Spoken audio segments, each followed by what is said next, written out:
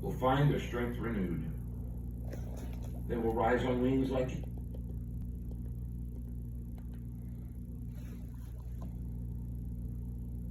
exhausted.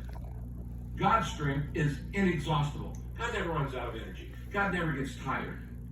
And so I need to depend on God's strength, not my own. Let me show you some verses. Psalm 84, verse 5. God says, you bless all who depend on you for their strength. You want God's blessing in your life? You need to depend on God for your strength. Now, what do you do when your strength evaporates? You're at the end of the day, I'm just out of steam. I'm out of energy. I don't have the energy to go into this next week. I got too many things to do and not enough energy to do it. Here's a good promise, Isaiah 40:31. Those who trust in the Lord for help will find their strength renewed. They will rise on wings like eagles. They will run and not get weary. They will walk and not grow weak. And I'll give you a personal testimony on this one. I have been living this verse, this one, Isaiah 40:31, for the last year.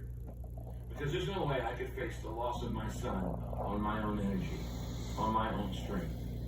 I needed God to pull me through many, many dark times. Now let me just say this. In the darkest moments of your life, when you cannot see your way forward, it doesn't matter what they are or where they came from. In the darkest moments of your life, you need God's strength to get you through. And the reason why most people never get through it is they don't have God's strength. I've seen people go through a divorce and they never recover. I've seen people go through a breakup and they never recover. I've seen people go through a major illness.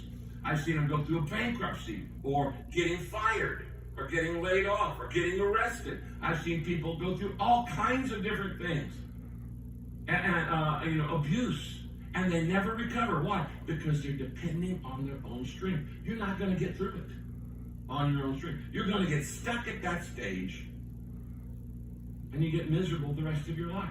The only way you get through the darkest days of your life is on God's strength.